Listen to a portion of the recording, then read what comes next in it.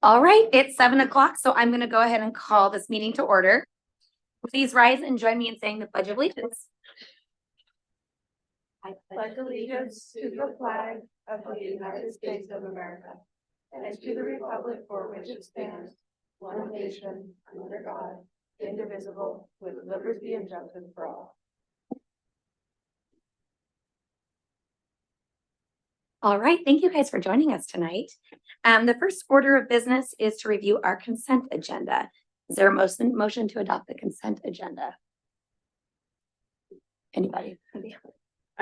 I move to adopt the consent agenda as presented. Thank you. Is there a second? I'll second. All those in favor say aye. Aye. Aye. Opposed? Motion carries 4-0.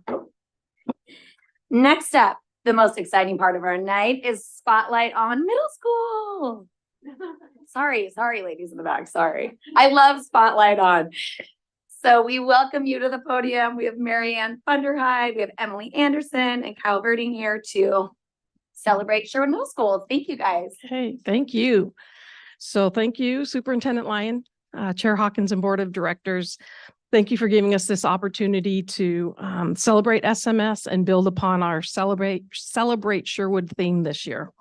We're excited to share all that's happening in our building and all of our accomplishments. And one of our greatest strengths at SMS is the collaborative culture. So with that, I brought our two associate principals, Emily Anderson and Kyle Verding, who I work and collaborate with more than anybody else.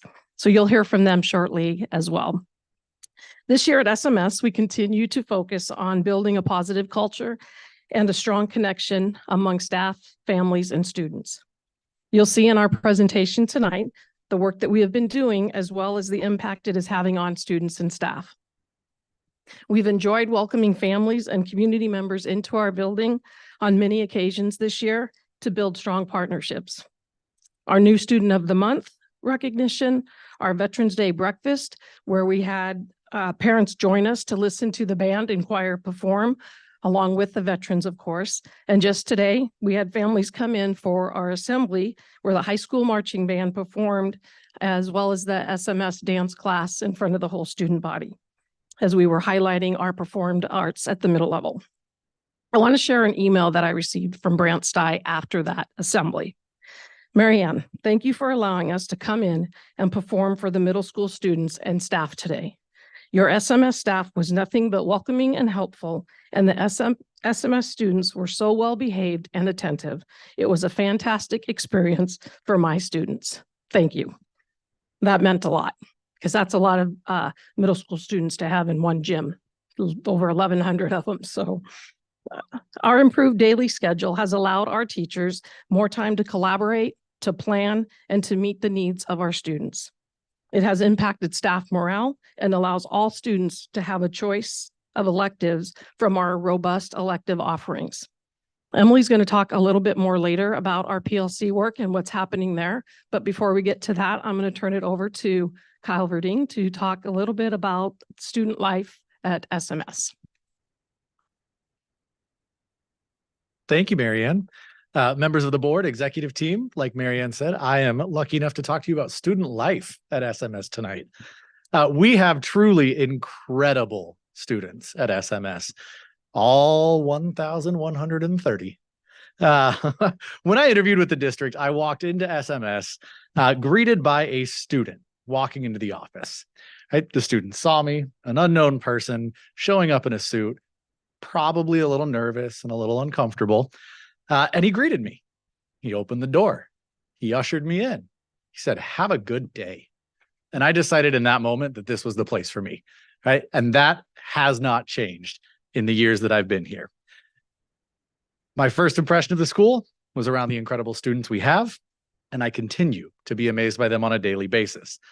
It's my pleasure now to share the awe and pride that our whole team and our building as a whole has for our students. At SMS, we are studious academics. This year, we're offering 26 different elective classes. We have a mix of exciting new electives to complement our existing offerings, including civics, robotics, book clubs, and an array of expressive and performing arts. We're incredibly proud of our attendance this year. Across the school, we have almost 94% of our students in attendance every single day. As my favorite sports quote goes, availability is your best ability. Having our students in the building consistently means we get to see them and help them learn and grow every day. Last, I'd be remiss if I didn't mention that our 6th grade team last year was the 2023 Oregon Battle of the Books champions. At SMS, there we go. At SMS, we are astounding artists. As Marianne mentioned earlier, just this morning, we had a performing arts assembly featuring the SHS band and our dance class, as well as some of our leadership students. It was incredible to see a showcase of the talents our students currently have through our dancers, as well as the level of talent that our performing arts students can aspire to by witnessing the marching band in action. Our dancers were incredible and showcased all of the hard work and passion that our students bring to their school every single day. At SMS, we're awe-inspiring athletes. This fall, our girls cross-country team, coached by SMS PE teacher Danny Cogran, won the division championship. Our PE classes are also doing an amazing job of celebrating our students and their achievements this year by creating a wall of fame. What you see there, the 100 Pacer Club, that is pictures of every student who has completed 100 progressions on their pacer, which is really intense and very difficult. We also have pictures up there celebrating mini tournaments that have occurred in PE classes, mini basketball champs. I think there was volleyball champs as well. So just some really cool recognition of the feats that are occurring inside the classroom as well. In addition, it's really fun to see all of our students proudly wearing their Sherwood sports stuff throughout their seasons and on game days. So that commitment to our community is really cool to see. At SMS, we're also intelligent engineers. New this year is the infusion of an emphasis on our STEAM initiatives. We've got a new STEM class focused on design principles and effective building techniques. We also have introduced the course Design Almost Anything, where students are working with new technology to create and produce custom vinyl decals, 3D objects, and other technology-infused designs. We continue to offer outdoor pursuits and woods as part of our engineering and design curriculum, and they prove as popular as ever. You can see there with our A-frames, that was out of our outdoor pursuits class. They would practice the design principle of building it. There are ropes attached to the top, and it became a team building exercise where students had to manipulate the A-frame and make it walk by working together. So some really cool stuff involving partnership and the design principles they're learning in class. Continuing at SMS, we are also investors in our future. Recently, we've begun partnering with the high school, creating a builders club, as well as developing a pathway for students to engage in gardening, greenhouse, and agricultural science classes in middle school to prepare them for a possible high school classes. Mr. Simpson and his outdoor pursuits class include content around sustainability and ecological impacts, which is why we have our salmon up there. Our civics course has students hearing from real politicians and political leaders, thinking about big picture ideals for their future. We continue to develop opportunities for students to find like-minded individuals with shared interests and identities through affinity groups and Saga. We have so many ways that our students are able to shape their own future, and it is impressive to see every single day. At SMS, we are also community stewards. Right now, on the SMS campus, students are engaged in a food drive. It's going to benefit the Sherwood Elks. In December, we'll be partnering with them again for a toy drive, with the goal of improving the lives of those less fortunate than us in our community. Our students care for their community through our Veterans Day breakfast as well, where this year we celebrated 92 veterans on our campus. We continue our partnership with Camp Attitude, where we provide opportunities for students with disabilities to experience a true summer camp experience. I am most proud, however, of our life skills mentors. Last year, we began a program where we invited students to come into our life skills classroom and work with their peers.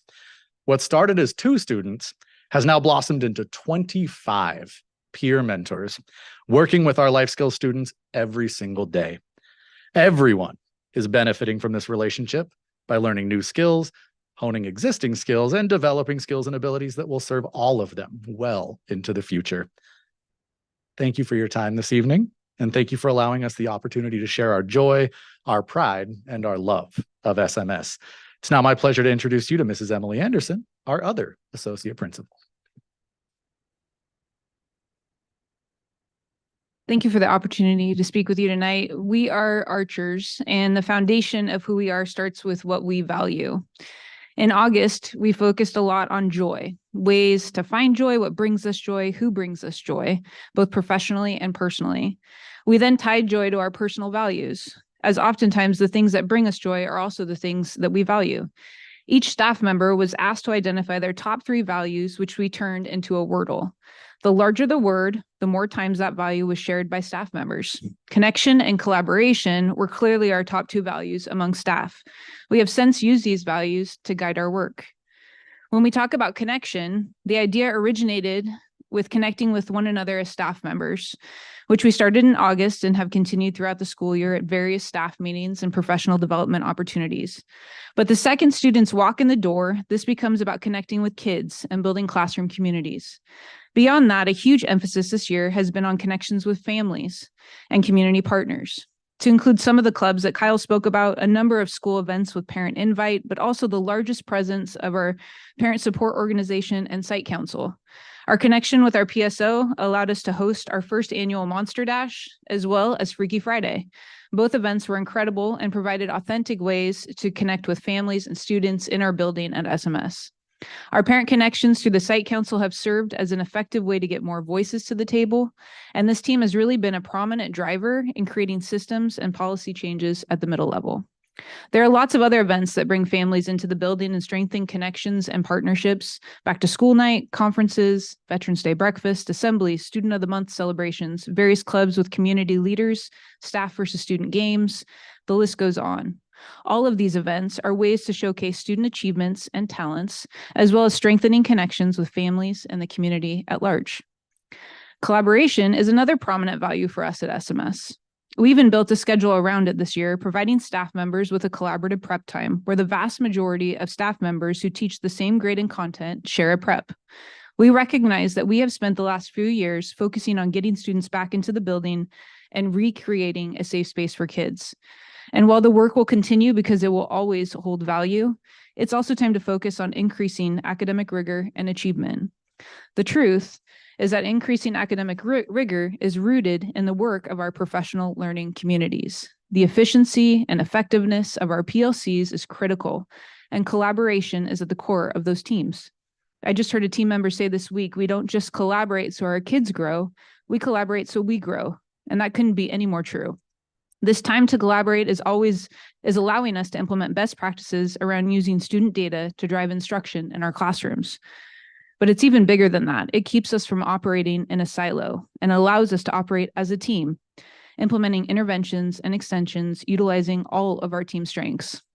It allows us to learn and grow from each other and grow our instructional toolkit, which will ultimately have huge positive outcomes for student achievement and learning. Connection and collaboration will continue to guide our work as we move through the school year and beyond. And I'm extremely thankful to be an archer and proud to be a part of an organization that lives its values. Thank you for your time. I'm now going to turn it back to our closer, Marianne Funderheide. Closer. Gosh. Thank you, team. I am honored to have such quality team members to work alongside. And so I'm blessed, and I don't take that for granted.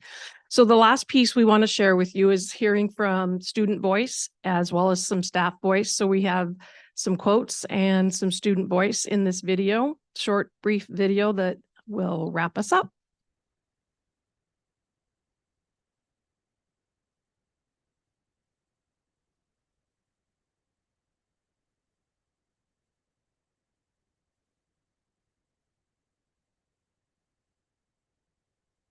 So I may have allegedly played with that before, so I might have messed it all up. So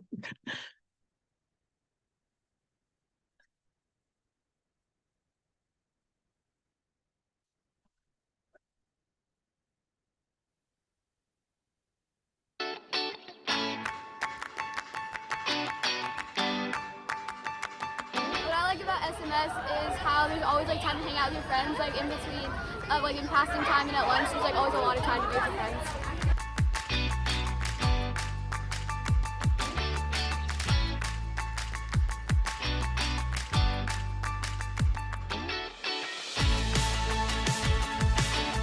What I like about SMS is all the teachers are really kind, and a lot of the students are really nice also. What I like about SMS is the flex time.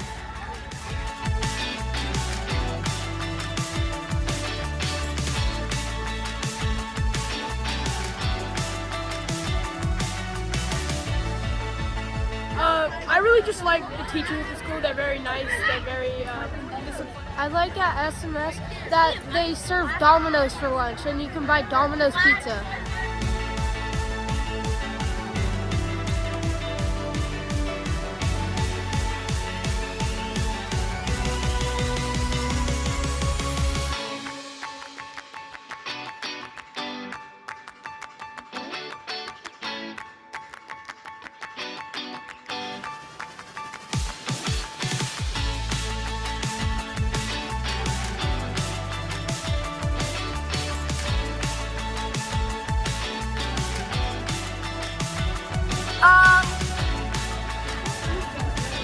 My friends.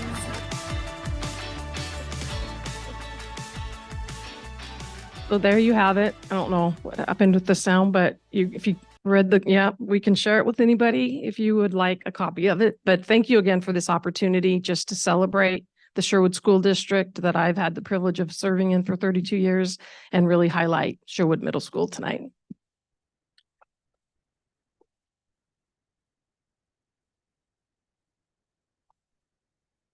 Thank you guys so much for taking the time to be here tonight. I know as a board, we all really appreciate you, but as a parent, I feel that like teachers there are collaborative. I have reached out to multiple teachers this year to try to come up with a game plan or discuss something. And I really do. I don't know why I expect that they're going to be irritated because they never are. They're always so collaborative. I'm the one who's like irritated as a parent, but they're just ready to like jump in and figure it out and tell me all the positives. And that's amazing. And I'm sure kids really feel that from them as well. So you guys are doing a good job over there. And I know those teachers are working really hard. We appreciate it. Does anybody else have anything to share before we jump into board reports? Nope. Okay. We'll move along to board reports and we'll let Dr. Lyons start us out. Thank you. Many of us up here are former middle school people, and I just what came through in that presentation to me was the embracing the fun of middle school, and that's the key in my estimation to understanding adolescent development at that stage of the game. Is you have to embrace this incredibly wide range of goofiness and talent and flaws and strengths and weaknesses and everything in between. And that presentation really expressed that. And so great appreciation for that, that culture building that you're successfully doing. It's really, really good. And I don't want to steal the thunder of the Veterans Day breakfast, but wow, that was amazing. So for my report, just a couple of things very briefly. One is we had the elementary all-pack meeting where the people who run the elementary packs all get together once a year. And I just want to say thank you to all of those parents and volunteers who participate in that. You guys are doing extraordinary things for our elementary schools, and could not have the quality of schools without that robust pack organizations in place at every one of our campuses, and really, really dedicated people. And just thanks for all of those efforts. And the only other thing I'd like to say is just happy Thanksgiving to everyone. It's been a fantastic start to the school year. Friday night, we are going to vie to get into the state finals for football, and in all other areas, not just football, in all other areas, we're really, really knocking it out of the park this year. So I'm very excited about that. And it makes for a very, very positive and joyous Thanksgiving week. Thank you. Thank you. Sabrina, would you like to share this tonight? Board Chair Hawkins, Superintendent Lyon, and Board of Directors, thank you for having me again today. I have a lot of like club and sport updates, so I'm just gonna get going. So, a few weeks ago, our marching band won the caption for high music and received 4th place at the Festival of Bands in Autzen. We are super proud of them and are excited for the continued band competitions throughout the year. Our fall sports are wrapping up this year or right now, and we are super impressed with how all of our athletes have performed this year. Notably, we've won every league title except for one in all of our fall sports, so we're super proud of everybody. Volleyball placed 4th in state.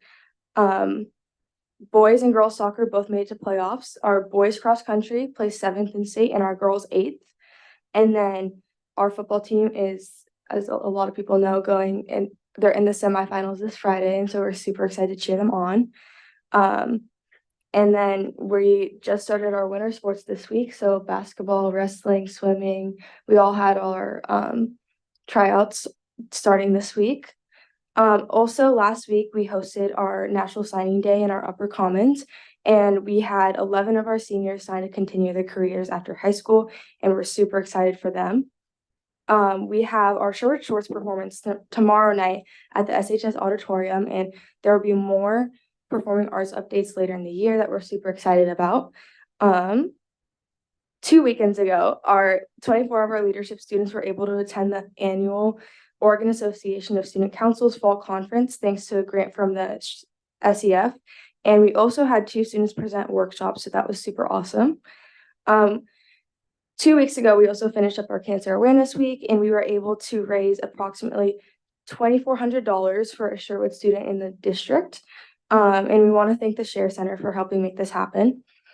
Heading into December, leadership just put up our giving tree where we are able to pick up our tags today. And our giving tree is basically where anyone can come into the leadership room, grab a tag off the tree, and then they get a gift for an anonymous student in our community. So we're super excited to start our giving season with that. And also in the week before Christmas break, we are doing our canned food drive. So we're super excited for that, and we're working with Tualatin Food Bank for that one. And then lastly, as our trimester finishes up, students are starting to dial down on activities and are working on ensuring that we are all successful in our classes. So yep, that's all I got. That's all. You guys are very busy over there. I don't have a kid doing all of those things, but I've tried to catch many of those things, and it's incredible to be a part of anything going on at the high school and just to see the excitement. And those kids are nearly adults, and it's fun to watch them kind of grow and participate and contribute in all these ways. So thank you for being here to share with us. I will be there Friday night because I think we're going to win. They're going to win. All right, Director Thornton, would you like to share with us? Yeah, I'll keep it kind of short. I don't have a lot to report, but just kind of we'll piggyback on some of the things that are already said. It was really cool seeing the Veterans Day. Being back in the middle school, some of you probably know. I mean, I used to work with Marianne at the middle school. That was like my last teaching gig. So Sherwood Middle School. So it's cool to see the old staff and new building, but it had a really cool vibe. It was really neat to see it. As a former band guy, it was cool to see the band play and choir. It was really neat, and I just as Jeremy was saying about that age group, it is something fun. I spent most of my time teaching in high school, but there really is something fun about middle school. You really see that growth. I mean, I have a 5th grader at home, and I can't imagine him being in high school. Like, he's gonna have to mature a lot, I think. But so I know that's gonna happen in the next few years. But anyway, I think it is a pretty cool special age, and it was a really fun opportunity. So yeah, thank you for that. Letting me have the opportunity. I'll just kind of report on a couple of things. We had the city council meeting, of course, joint with the board, whatever that was, a week or two ago. One of the big takeaways I took is it was really cool to see that collaboration. So for those of you who don't know, obviously the school district here works with the city council pretty closely. I know this. I was happy to hear about that Safe Routes program. If there's some ways we can really improve that. Personally, as a dad who rides his bike with my son to school often, I know Patrick probably sees it sometimes when you're working as a crossing guard. I think it's important that we have that. And I know some of our schools don't have, sidewalks all the way up to schools, for example. I know one of our old routes to Middleton, so there's like a sidewalk on one side, but not the other. And Hawksview's got some issues with sidewalks. But anyway, really cool to see some work going on there, seeing that the city council is on it, and then really hope to see that partnership grow, because I think that's a really important thing. Last thing I'll just say is just giving kudos to Gary in the budget meeting process. I know that's something that I've heard from parents a lot in the last several months, just about, hey, how are we doing? What about the levy? Is this working? Where is everything at? And I'm just really ecstatic to be able to say that we're in a good place. And personally, you know, as somebody, I don't work in education anymore, but in the budgets I have to look at, I would say that what SSD is doing right now, Gary, in those budgets and how transparent you are with it are better than what I say at work. So you should feel good about what's going on there. So yeah, that's really all I have to report. I hope everybody has an awesome Thanksgiving. I am looking forward to a few days off myself. So that's all I got. Thank you, Director Mueller. Thanks, Abby. I would like to just also put a shout out to the high school. I had and a plug in for Harmony, who's not here tonight. She mentioned that the 6A and 5A soccer finals were last weekend at Short High School. And I took a group of young soccer players to watch the boys and the girls play. And Cleveland and Grant were the two girls teams. They divided the stadium in half. And two PIL teams were pretty avid fans, I must say. But I heard more than a few times, look at this place. I thought I was at a college. It is an incredible venue, an incredible place to go to school. I think all the students appreciate that and realize that, but it was a showpiece. It was on display and pretty amazing to the folks that visited from the PIL and the other districts. So yeah, that was great. The only thing I have to say is I was lucky enough to go to the Oregon School Board Association annual convention. That was last weekend, and it's amazing to me. There was so much information there. I'm not sure how many participants, but it is a group of people who basically just support school boards and districts around the state. And the level of their commitment, the complexity of the issues they're dealing with was overwhelming. But the dedication of these folks who are there was very impressive. The accessibility they have to districts around the state and the scope that the information they're dealing with is so impressive. They had some keynote speakers that were just illuminating.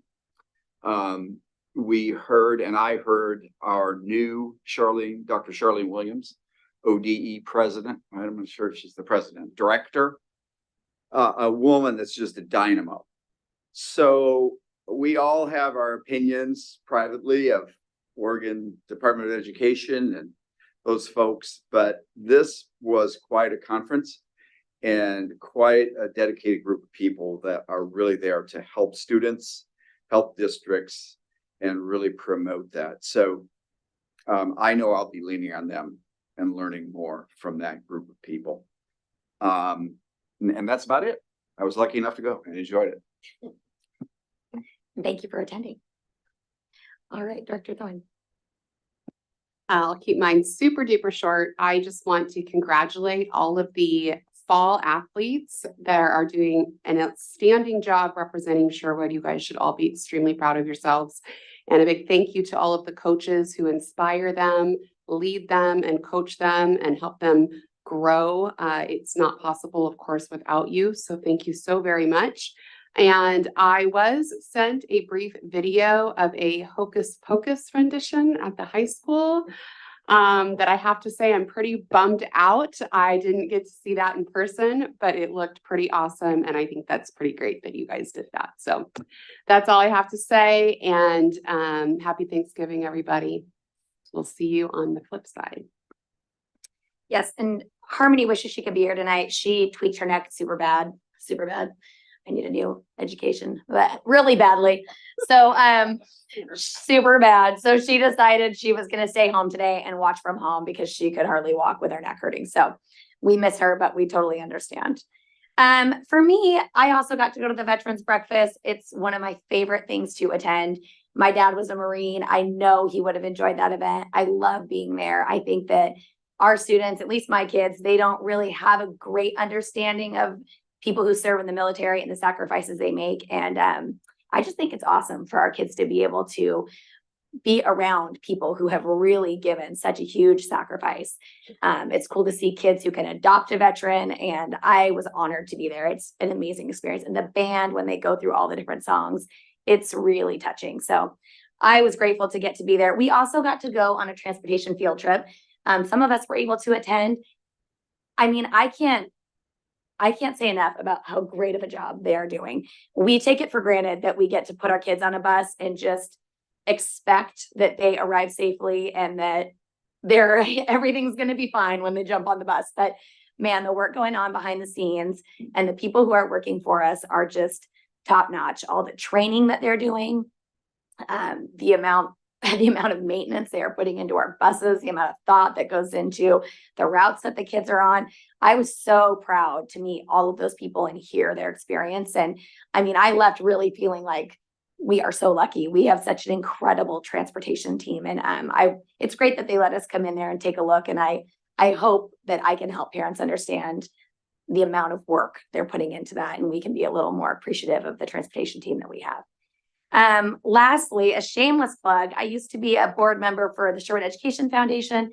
I love them to pieces. They provide grants for things like the Leadership Conference. They provide a lot of grants. I think we granted over $100,000 last year back to the district. So right now is one of their 2 fundraisers. It's Clicking for Kids. It used to be Calling for Kids.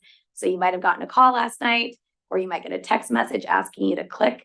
That's where they're looking for donations. It doesn't matter how small it is. They're able to make use of that money. And so if you get a call, please pick up, please be nice. And if you can donate, they really appreciate it. It doesn't really have an ending, but this is the week that they're pressing for those donations. So with that, yes, I'm looking forward to Thanksgiving as well. But this year has felt so happy and joyous, especially compared to the workload of last year. So it's been really easy to come into meetings and talk about things that are awesome and are doing really great things for students versus just talking about budget. I miss seeing Gary though so much, but in a good way, Yeah. Anyway, so that's all I have for today. We did not have any online submissions. Do we have no submissions at all? Okay. So for tonight, we have no public comment. So we're going to scratch that from the agenda. And let's see what's up next. Marlene Carroll and Penny Somm. I know. They have a presentation about student achievement, which is also exciting. It's not spotlight on, but we're here for it. Parts of it are really exciting.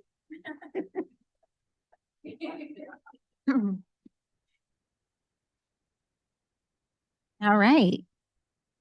Good evening, Board Chair Hawkins, Superintendent Dr. Lyon, and Board of Directors. All right. Tonight, we're going to talk about student achievement in our schools. Recently, the state of Oregon released our district report card, and they released them across the state. And the report is really a snapshot of kind of how our school district is doing in comparison to the rest of the state. We do use this data. We use it as an accountability measure to measure our own success. We analyze it. We dig into it deeper. And we kind of look at different ways that we can improve as a district using the data. So we're going to share some parts of the report with you tonight and give you an opportunity to ask us any questions. All right. So we'll talk about some of our highlights that came out of the report. The key strategies for success and some of our areas of focus, which the report covers. Everyday matters. That's what we focus on for student attendance here in Oregon. Language arts, math, and then it shows 9th grade on track and our graduation rates. We'll also talk about some next steps for this work. All right. Some of our highlights are that our graduation rate has been maintained at 94% through the pandemic. That is not last year's rate because if you recall or served on the board before, it is the year prior. So that is the only part that kind of is delayed. We don't get those rates until later this year. But we maintained through the pandemic, which is something that most school districts did not do. And our students continue to perform well above the state in all areas of achievement, including math, reading, and science. So we're doing really well overall compared to the rest of the state of Oregon, which we're pretty proud of. All right, I'm going to turn it over to Penny Som, our Director of Curriculum Instruction, one of them, and she really spends a lot of time with the data. She is the district attendance team leader, and so she digs into this work with all of our leaders and instructional coaches district-wide, and she's going to share a little bit more. Thank you, Ms. Carroll. So where I'll start is with our attendance. As you can see, attendance rates are not where they were pre-pandemic, and that is something that we are truly working on. However, nationwide, chronic absenteeism has more than doubled since 2018-19. So this is not just a local or state issue, it is nationwide concern. So our regular attenders last year was at 73.2% overall. Regular attendance for the state was at 62%. Regular attenders are students who attend more than 90% of the enrolled school days. So our attendance, we have some bright spots. We have improved attendance last year in 7th, 9th, and 10th grade, but that is not where we want to be. And our focus this year is on getting our attendance rates back up, and it is a focus for each of the buildings. And I know Adam talked quite a bit about that during his presentation, and the middle school tonight also celebrated that because they are focusing on getting kids back in the seats. Attendance for K2 is one of the indicators of success, and unfortunately, we are also seeing a rise in chronic absenteeism in our younger students. So one of the things our teams are focusing on this year is partnering with families to help them understand that every day our daily attendance matters. Some of the things that we have working for us this year is we have a district attendance team, and on that team, we have representatives from each level. And one of the things that we're doing is working to align our procedures and focus our strategies that build partnerships with families. We're also working with our ESD partners to refine our supports. One of our goals is to improve communication about attendance. The district newsletters as well as school newsletters have provided information to families on the importance of attending school and why it matters. In order to keep families informed, we are also sending attendance letters home to all families in the district with their child's attendance rate every 4 to 6 weeks. And we are reaching out to families with students when students are absent. We're taking a positive approach to attendance instead of a punitive approach and working to create environments of belonging and engagement. And we're also recognizing good and improved attendance with our students and our families. Our building attendance teams are monitoring attendance data on a biweekly basis in order to activate supports and identify needs. But most important, we really need our families to partner with us to improve attendance. This isn't something we can do on our own. We need our family support. So a couple areas of focus, as you can see by this graph, are focal groups that are impacted most by chronic absenteeism. At this time, we're doing some information gathering about why these students are not attending, hoping that this will allow us to build the system of supports that will re-engage these students and families.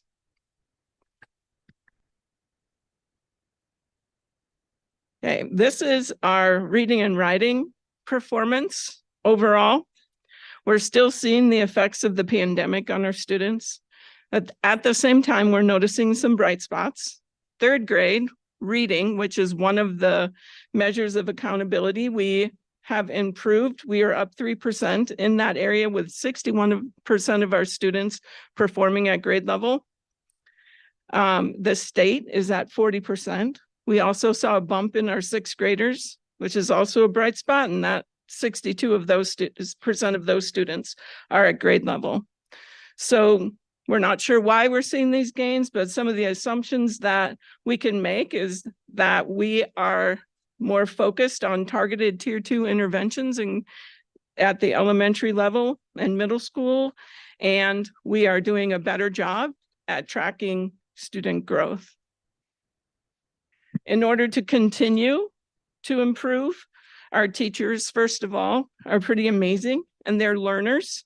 They want to do what's best for our students, and so many of them on their own time at the elementary level took advantage of the LETRS training last year, and many more joined in that training this year, along with their building administrators. And LETRS is a professional learning course for instructors of reading, spelling, and related language skills, and it provides educators with a deep knowledge of literacy and language skills, become language experts in the science of reading. Some other strategies we are implementing to support our striving readers include the implementation of a quality foundational reading instructional materials this year in K2. We are focusing on whole group and targeted tier 2 instruction. And at the secondary level, we are implementing standards-based grading where teachers are calibrating their rubrics and assessments, and PLC staff are collecting evidence of learning. And this is a really important piece to identify and target needs of students. And at the middle level, we have a high dosage intervention in place to address the learning needs of our striving readers. And we have also added a component to provide additional writing instruction for our secondary students. Can I ask a question? Yes.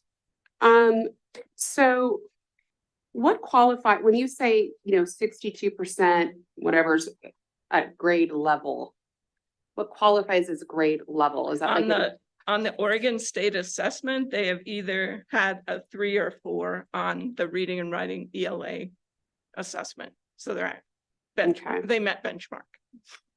Okay. So like 8th grade is below, 11th is below. So those are concerning. Yeah, they dropped. That's correct.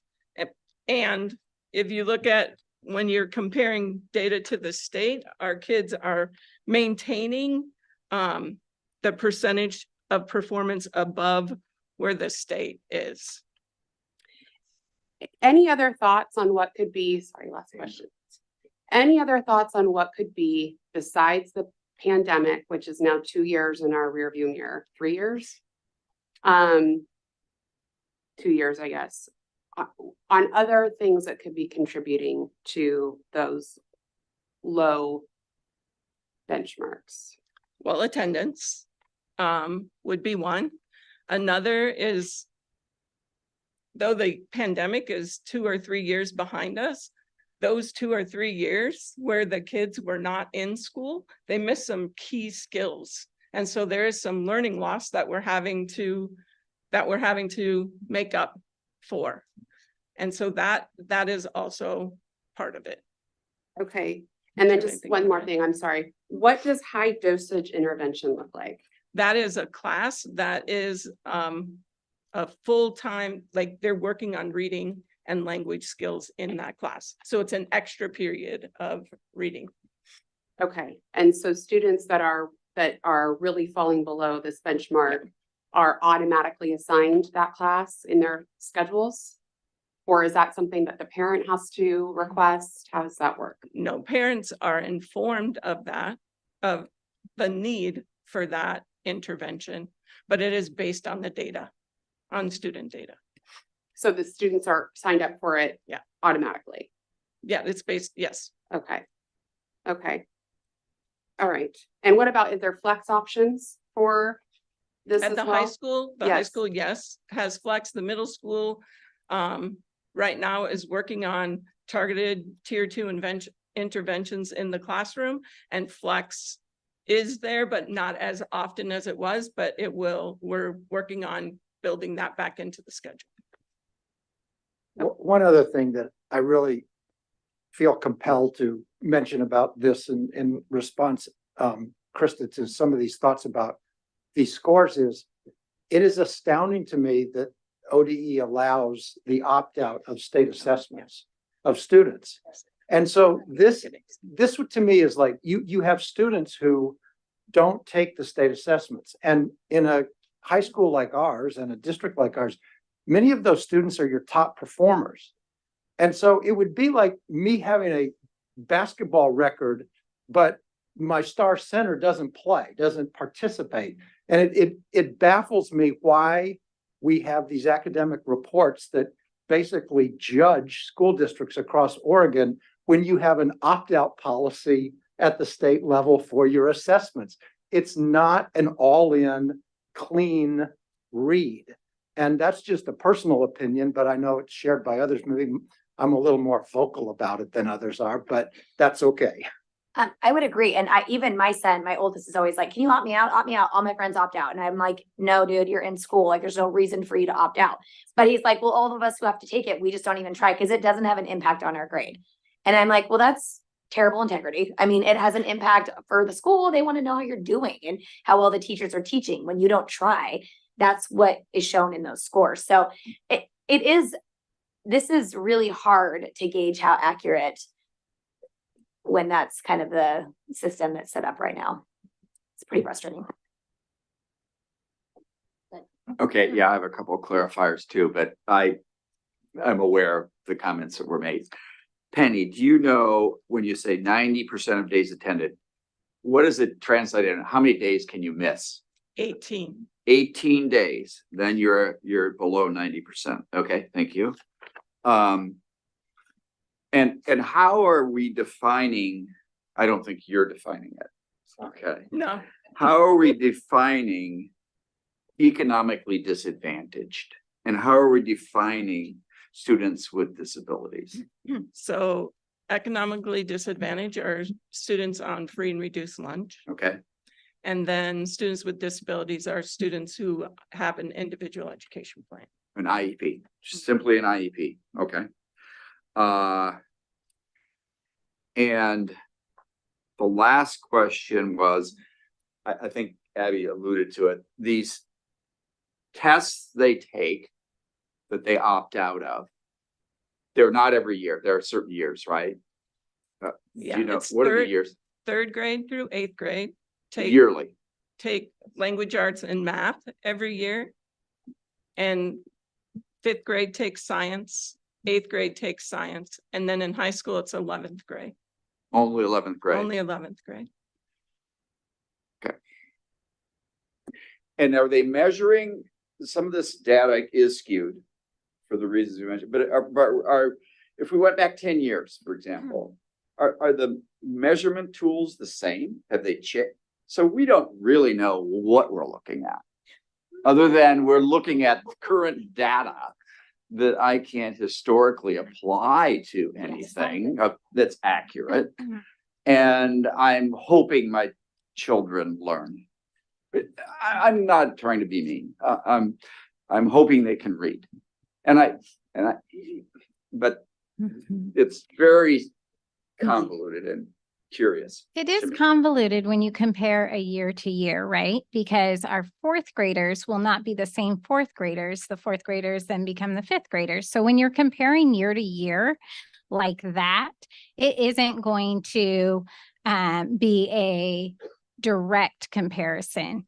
But what we use this data for and why it's so important that we have students taking these assessments is that is where we look at, okay, we have defined that as teacher teams and professional learning communities, that these are our essential standards. And we're going to not just teach these whole group, but then we're going to focus on them in intervention. And we're going to say these standards are what are going to prepare students for college and career. And what happens is you look at these blueprints and they have the same standards aligned to them and they are a summative assessment. So when we look to those, we can say, oh, our students are prepared who take the test and pass it. They are prepared for college and career because, sorry, I'm losing my voice. Because that is what the Department of Education has worked with higher ed to define these blueprints and these tests. And they work with teachers across the state. And so it is related and it is still very important that we get as many students taking it as possible because it is a way for us to see trends. We can't necessarily see individual understanding, although the state is getting better at letting us drill down on exact skills with these assessments. It is supportive of trend data and it is supportive of the work that we're doing in our professional learning communities. And it is reflective of the standards. So there is value. Yeah, thanks. Mom. I didn't mean to minimize No. the scope of what's trying to be done. The intent is clarity, and it is Yes. a bit mumbo jumbo. We almost need to encourage. I share some of the high learners that opt out. We need a reward system. Please take the test. We'll give you a Domino's pizza for that middle school kid. I mean, because I think that's, who knows, but we don't know how much that's a factor in Sherwood, do we? Really? Sorry, on average, do you know what percentage? Can we get that data? What percentage of people kids are opting out? Do you know? I would love to know that information. We can get it. Okay. Yes, I don't think we know it off the top of our head. We have a pretty high percentage of elementary students that take it. Most of our opt-outs come from middle level. Yeah, I think it would be helpful when looking at these graphs and we're talking about, if we're going to talk about opt-outs, being a factor in this, I get it. I just want to see what that percentage is and how much it's really playing into it. Yes. That is it. Absolutely. Yeah. Okay. Thank you very much. Well, and maybe not exactly like attendance, but how we harp on it and, we encourage it and put it in newsletters. Yes. I mean, maybe this is something we really need to reiterate to parents because I think a lot of parents aren't super involved in understanding. And if they just know it doesn't have an impact on their kid's grade, they are quick to be like, that's fine. And they don't understand, and so I'm like giving maybe some more information to parents to understand when they opt out, how it impacts the way their teachers are able to teach would be helpful. And I did not mean to cut you off. Go ahead. That's okay. My questions are actually more about attendance, but just because we got onto these test scores, I wanted to just make a couple of comments. I know I hear this a lot, like, oh, Oregon's test scores are lower than Washington State's test scores or something like that. And I used to teach in Washington State. They don't opt out. At least they didn't when I taught there. I think it's still the same state test, if I'm not concerned. Yeah. So Oregon and Washington takes the same test. I remember being a teacher in Oregon here, and somebody would be like, well, why did your fourth period class score so much lower than your fifth period class? I'm like, because I literally had 5 of my best algebra students decide to opt out that year. So I made my score look really bad. It's an irritating thing. I won't belabor it. My question is more about the attendance. And I guess I'm not surprised that attendance is lower post-pandemic. I think there's some behaviors that are different, right? I mean, in my regard, pre-pandemic, unless my son had a high fever and was on his deathbed, he was going to school. And now it's like, oh, okay, yeah, do I want to send you to school coughing? Yeah. So I kind of get that a little bit. My question, I got two questions, is do we have any kind of sense on, I know that's part of the factor probably, but do we have a sense on what those other behavior changes are? Because when we have 2 years of this, we know there's a behavior change that's occurred. And then the second part of that question is you use the word chronic absenteeism. Like, do we have a definition of that in the district, or what does that mean? Yeah. So for the chronic absenteeism, that is lower than attending school less than 90% of the time. And we track that pretty consistently to see where students are at. Your other question, it is something that we are looking at closely this year in the data, but I do not have off the top of my head, like the top reasons, but one of the things that the buildings are looking at when they're looking at attendance is reason why. Like, is it vacation? Is it appointments? Is it, what are the reasons the kids aren't in school? Is it illness? Those types of things, but I don't have our top two.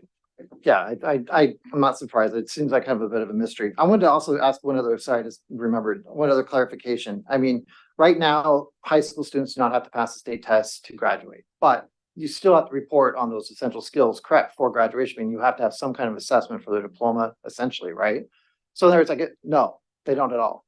Okay, That's been postponed. just completely postponed for Suspended, now. yeah. Okay. So is there another level of accountability other than these test scores that are currently happening? None. Sorry, I'm not trying to, I literally didn't know this, so I'm learning. That is a great question. The other, so right now, Sherwood does not have another level of accountability. Some of the work that the teaching and learning department is doing through MTSS is doing universal screeners. That will give us a level of accountability and understand. In addition to that, we'll do some benchmark testing.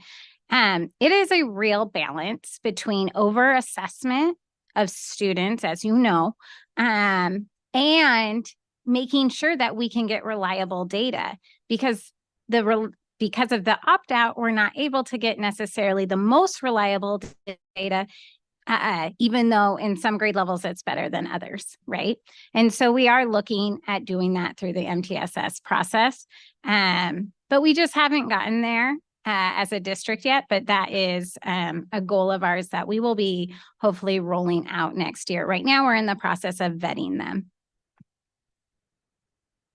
Sorry, I can jump in with one other quick question about attendance. We don't have a truancy officer, do we? Is that, we did in Hillsborough. Like if you We- skip school, they were coming to knock on your door.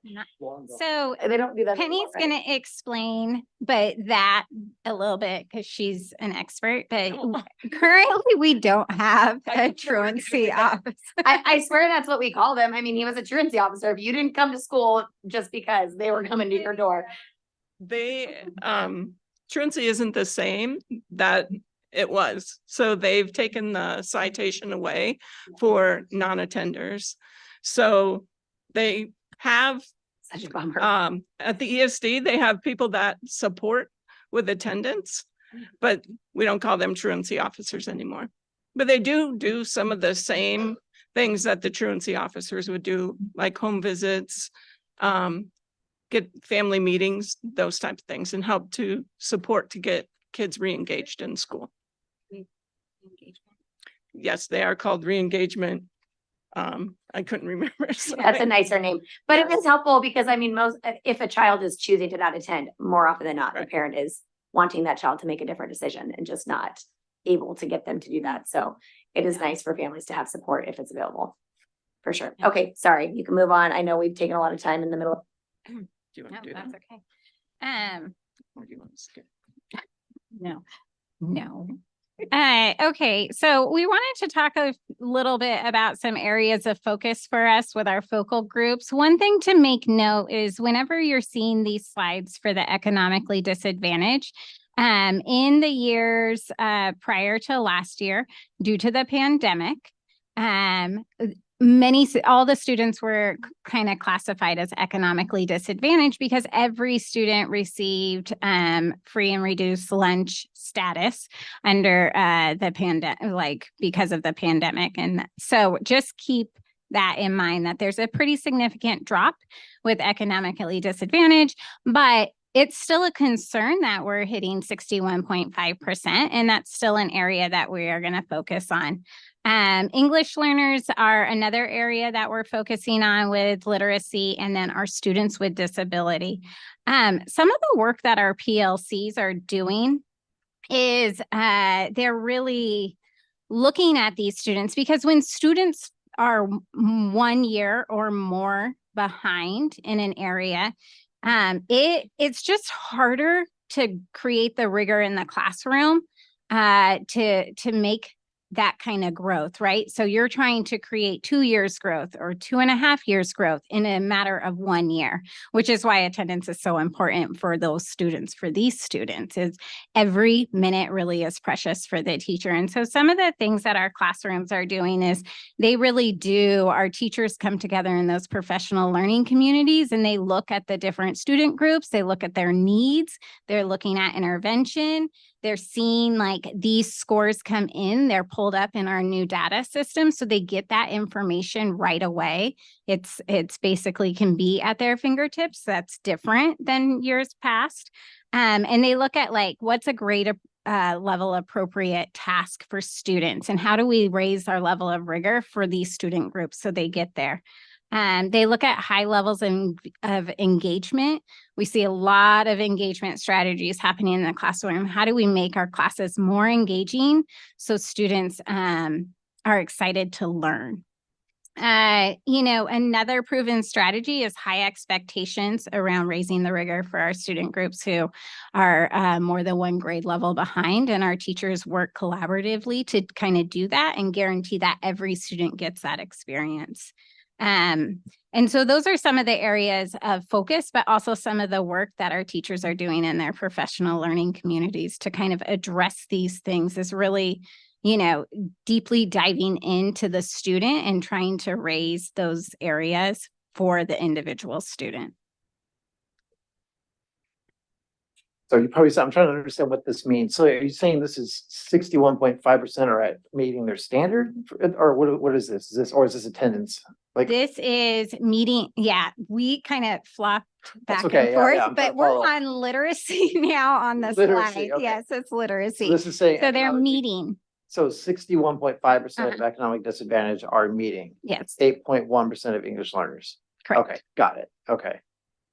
Yeah. Okay. We're going to move on to math now.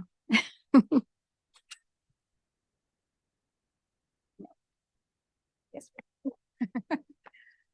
One of the things I should have clarified before too, when we look at our state assessment scores, one of the things we're looking for are trends and to see how our students are performing on the standards. And so are the resources that we're using working for our kids? That's one thing. Are we spending enough time on the essential standards? Is another, and then our instructional strategies working for our students. So we look at all of those things as well when we take a look at the state test scores. And that's why I mentioned in our strategies for language arts that we are implementing new instructional materials in our K-2 classes, which is explicitly teaching phonics and phonemic awareness. So I think that's just important to note. Our math scores, you can see some of our grade levels are performing really well. Our third grade, once again, is increasing.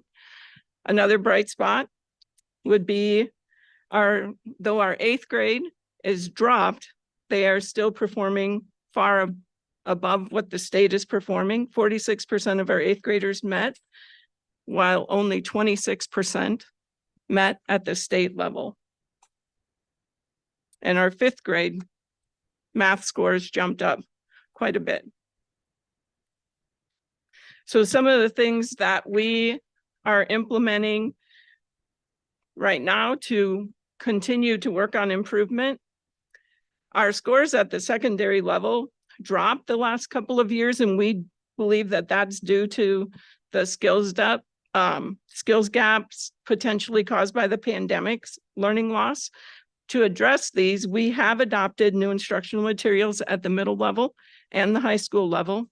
We're providing professional development to the math teachers to support with the implementation of these new curricula. We have dedicated more FTE to our Algebra 1 in an attempt to build foundational skills. And like our English language arts, our professional learning communities are focused on standards alignment and focused on providing targeted tier 2 intervention. And at the middle level, we also have a high dosage math intervention. All right. So some of our student groups for focus are, again, our economically disadvantaged, our English learners, and our students with disabilities, really targeting and focusing on improving outcomes for them. One of the things that we've been able to do is kind of adopt new materials for some of those students, and that we're hoping will bring some success and clarity around learning. All right. Another area, a bright spot that we are reported on with our district report card is our 9th grade on track. So students are considered on track if by the end of their first year of high school, they earn enough credits to meet the credit graduation requirement. And we have maintained our 9th grade on track throughout the pandemic, which is really exciting. That is not something that many districts see. And it's certainly a bright spot. In addition, we've had really high graduation rates here in Sherwood. And so what I shared with you in the beginning, just the highlight around the 94% students graduation rate. But what is even more exciting is even our students who have to come back for that 5th year, we have 99.2% of our students graduating Sherwood High School. And that is an incredible accomplishment and something that we're just so proud of. We get every student that diploma that we possibly can, and you can see it reflected in our numbers. All right. Our continued work around this, even though we are doing quite well with our graduation rates, we are focused on our professional learning communities, the standards-based grading alignment and calibration, leveraging our flex time, getting kids excited about coming to school and using extensions and clubs, mental health support, finding some of their needs and providing that time with them.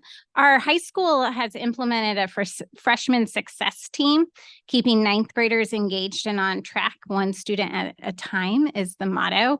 And they've added student leaders to this work. So they're bringing in student voice into this work as well. And then Penny mentioned the district and school attendance team. We're looking at advanced coursework. We've added some AP courses, and we have a pretty robust career and technical education, and we're always looking to improve those pathways and get students to finish those pathways. That is a key indicator of success for high schools.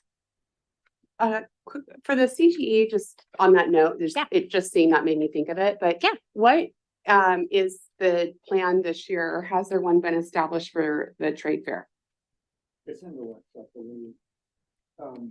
Liz Barrett. Do you want me to? Liz Barrett is working on it. Okay. It's totally planned for year 2. It is. But it's in the spring. Yeah. So we're a ways off. Which makes sense. I have been working with, because I work in a lot of with a lot of builders and new construction, and I have been over the course of the past year collecting contacts for all of these unions and all of the and then even actual businesses and companies that are interested in attending. So if we could chat about that later, that would be great. Okay. Yeah, that's great. I hadn't heard about it yet. So but I've got a lot of great resources that I'd like to add to that. That would be amazing. Thank So yeah, we want to leverage those. Thank you. All right. We still have some areas of focus here. Our students, our Hispanic and Latinx students in our graduating or our 9th grade on track right now are at 86.7%, which is, a little bit below their peers. Students navigating poverty and our students with disability for 9th grade on track. So those strategies that we talk about, we're also talking about like looking at these student groups, and maybe if it's a student who is an English learner, maybe it is reaching out to the family and talking to them about how many credits they need by the end of 9th grade in their home language. And so thinking outside of maybe traditional modes of communication to support the students and families get to their goal. And although we had opportunities for questions throughout, do you have any more questions for us? I have one. Oh, sorry, Hans. I have one going back really fast to the math one, only because I have had questions lately. I know you guys have as well. I'm more specifically middle school level, but some at high school, that for math students who are struggling to understand their math, trying to understand when it's an appropriate time to get additional assistance because there is less flex time. And so there's less opportunity to go outside of your normal schedule. I know that there's been talk about trying to figure that out, but I don't know, but I can't foresee us adding flex within the middle of the year. So is there a plan in place to kind of figure out how to support kids through that? Yes, one thing that I know at the middle school, since you mentioned that when they had their professional development, one of the trainer did a session on differentiation. And one of the things she showed was doing stations. Okay. And during those stations, one of them would be students meeting with the teacher in a group targeted to the area that student would need, or group of students need extra support. And so I know some of the teachers already at the middle school were doing that. And so that is one way that the kids will be able to get some extra support right in the classroom with their teacher. Okay. Seems like once they hit middle school, that's where, the rubber hits the road and parents are like, I don't know your math anymore. And so it's hard for them to go home and get support from parents, even if they try sometimes. Yeah. And they are looking at adding some flex time back at the middle school as well. Okay. We just wanted to make sure that there was a plan for the Sure. kids to get that academic support that they needed. Awesome. Thank you. Could you give me a little more information about what the freshman success team looks like? What it looks Who like. are they? Who are they? What are they? They're the freshman teachers. There's freshman teachers on there. I know that there are a couple of the associate principals are on there. The dean of students is on there. I think there may be a counselor on that team as well. It's a large team. And this year, one of the most exciting pieces is that we added the students' voice to that. So they actually go meet with other students. It's 11th graders, but are working as mentors with the freshmen. In addition, Hans, the freshman success team is in partnership with with the Northwest Regional ESD. And so they lead kind of professional development and trainings and support us with data. And then that team also meets and looks at like local data. So Mike Stead, our AP, one of our APs at the high school, he kind of is a liaison between the Northwest Regional ESD. He's a leader in that work and our high school.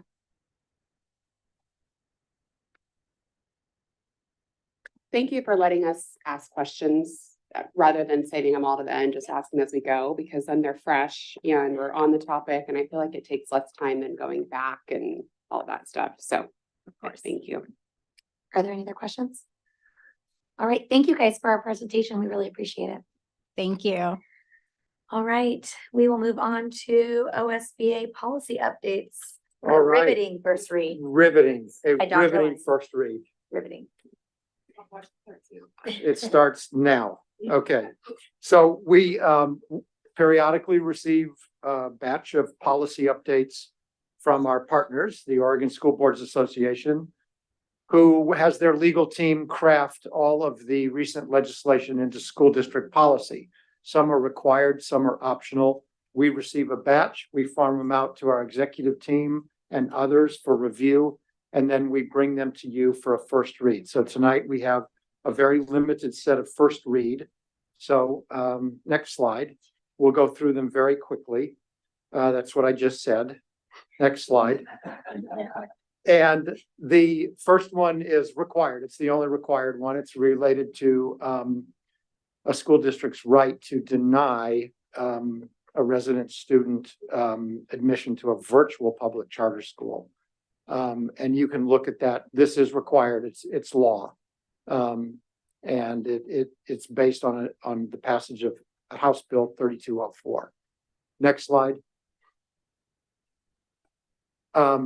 These are highly recommended updates. We've looked at them. So what you are seeing are those that we recommend that the board look at and vote on next month, decide whether or not that's something they want to do. The first one is a complete rewrite of the Family Medical Leave Act. And that's the big packet where they delete a large body of work and bring in an entire new one that conforms to new administrative rules. The next one, JHC, is Student Health Services and Requirements, and that simply aligns the state's health requirements regarding nurses with what we do in school districts.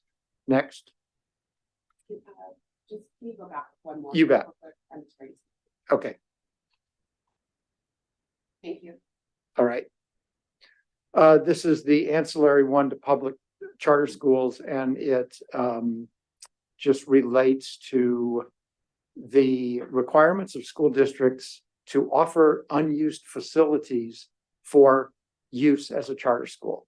And it's more just cleaning up some language there. Next one. Optional.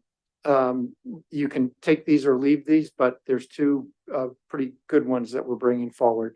The first is optional, yet in our minds, not so much optional. There's a very, very exclusive list of reasons why school boards can go into executive session. And there is a recognition that two things need to be added to that list based on the world that we live in these days. One is when the board and the administration is talking about cyber attacks and the cybersecurity infrastructure of a school district. That's now available in executive session. And the other one is related to safety and security. And so when you're talking about the setup and the logistics related to certain events and schools, that belongs in executive session as well. So the last one is DBDB, and it's a new policy related to fund ballots. And between the time that we publish this agenda and what you have before you, we got some input, and I'd like Gary to explain his proposal to add a sentence to the first read of the policy. Thank you, Dr. Lyon. So the intent of this policy was to set aside 8% of our revenue as a fund balance to use as reserve in times of needs. And the feedback we got is that the language from OSBA that we adopted didn't have a clause in there that allowed the board to tap into those funds. It just said we would have an 8% reserve fund. And so the feedback that we received from one of our association leaders was the possibility, and I think it's a really good idea, to put a sentence in there that sounds something like, the board may vote by resolution to access the funds in the reserve in times of need. Something along those lines, just to give an out to use the funds. The point of the money is not to have it to save it and never use it. It's to have it for when a time of need comes to use it. And so just making that more explicit in the policy. So we'll be bringing that probably in a Friday update with the insertion of what we recommend as the language for that policy DBDB. I just want to add, Will, also, when you get the packet for next month for the second read and adoption, that change will be reflected on that policy. So you'll get an updated version of that with the new language added in. So what you adopt in December will be accurate. Okay, and the last policy that we're bringing forth is retirement of staff. During the pandemic, it was recognized that Oregon had a shortage of educators, as all states are experiencing. And they passed a fairly short-term provision that allowed individuals who already were PERS retired to come back and work in public education. And so there was speculation at the end of the pandemic, would they extend this past this school year? And they really went for it, because they are now saying that this can be extended until the end of 2034. You can now work back. And so we are, I see a few of you chuckling out there. She's shaking her head. 2034.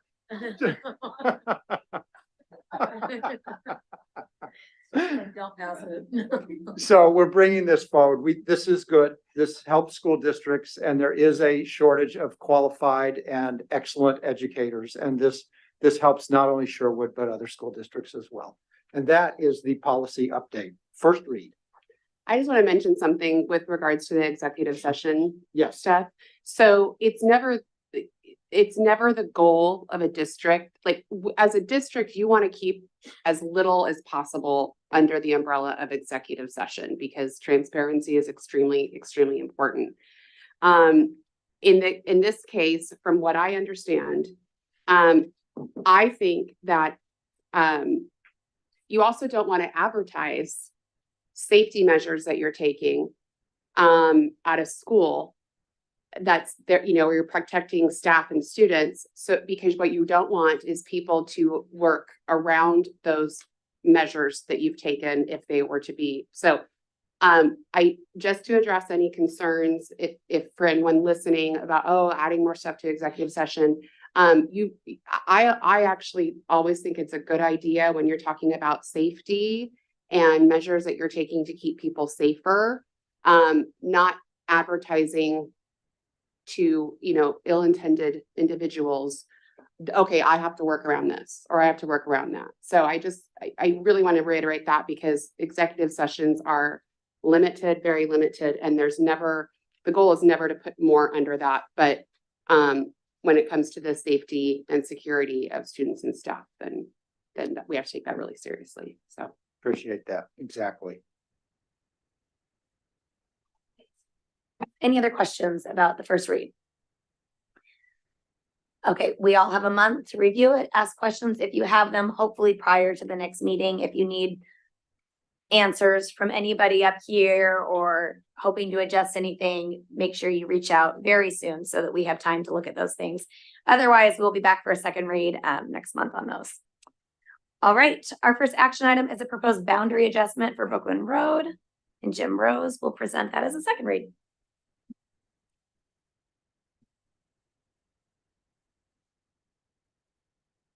Good evening, board, Chair Hawkins, Dr. Lyon, members of the board. Thank you for having me this evening.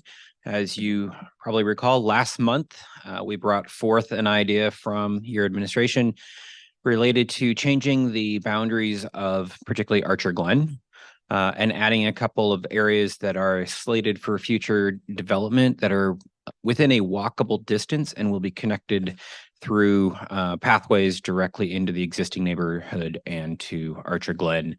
And so we are here this evening to request that those 73 acres be brought in. It will slightly change the Ridges area currently that's would be in the bus zone, and also a little bit of Hawksview. There are no students in those two areas, so this is not going to currently affect any students. Actually, there aren't any students there, I think K through 8 at this point. And so we'd like to make this decision now, particularly before the homes are built in a couple of those developments that are underway. So that way, as people buy those homes, they know where their students will attend.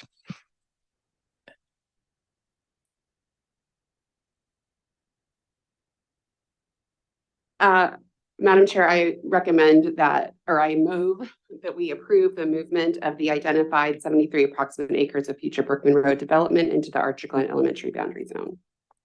Thank you. Do we have a second? I'll second that. Wonderful. All those in favor say aye. Aye. Opposed? All right, motion carries 4-0. Thank you very much. And thank you for driving us around. When we went on our transportation field trip, we actually went and drove this adjustment to kind of just see how close. So it was very enlightening. I appreciate you taking the time to do that with us. Happy to do it. All right, our final action item will be led by Christine Andrick. We have some OSBA elections we need to vote on. All right, thank you. So annually, the Oregon School Boards Association asks all member districts to vote on open positions on their board of directors, their legislative policy committee, as well as occasionally resolutions for various items. In this month's instance, or this year, it happens to be changes to bylaws. So the way that this works is that we vote on each, or you will vote on each item as a school board, and then we submit one ballot collectively as a district to OSBA for our district's vote. So tonight you will see motions for individual items. For OSBA Board of Directors position 16, there is only one candidate for that position. The OSBA Legislative Policy Committee position 16, there is again one candidate for that position, and then 2 additional resolutions. And I've provided each of you with a cheat sheet on the individual motions to make life easier. So we'll need motions for each of those items in order. All right. I know I don't normally make motions, but I'm just gonna go ahead and do it so we can get through all these. That works. I move that the Sherwood School District Board of Directors vote for Tristan Irvin for OSBA Board of Directors position 16. All those in favor, say aye. Aye. Opposed? Nay. Go ahead. Oh, sorry. Rewind. Do we have a second? I second the motion. All right, all those in favor, say aye. Aye. Opposed? Aye. Nay. Okay, motion carries 3-0. Sorry, that was kind of sloppy, Christine. We'll do better on the next one. I have 3 more. This is why I don't normally do this. Okay, I move that the Sherwood School District Board of Directors vote for Becky Timechuk for OSBA Legislative Policy Committee position number 16. All those in favor say, I need a second. I'll second that. Yeah. All those in favor say aye. Aye. Aye. Aye. Opposed? Oh, are you jumping in? Yeah, I'm voting yes on that one. Okay. All those in favor say aye. Aye. Aye. Aye. Aye. Okay, opposed. Motion carries 4-0. We'll get it by the last try. Next one, I move that the Sherwood School District Board of Directors vote to adopt a resolution to amend Oregon School Board Association's bylaws relating to composition of the Board of Directors. Is there a second? I'll second. I love it, everybody. Okay. All right, all those in favor say aye. What? Matt. Oh, okay. All those in favor say aye. Aye. Aye. Like we need Opposed. Circus. music. Motion carries 4-0. Last one. Let's get it right, you guys. You do this one, Kristen. I move that the Sherwood School District Board of Directors vote to adopt the resolution to amend OSBA's 2018 bylaws. Do we have a second? Just one of you. Second. All right. All those in favor say aye. Aye. Aye. Opposed. Motion carries 4-0. All right, that was painful, but we did get through that. All right, we don't have any additional comments that are not pertaining to the agenda, so we will be adjourned for tonight. The next meeting will be held on December 13th. Happy Thanksgiving. Thank you for attending. Go celebrate Sherwood. We're out of here.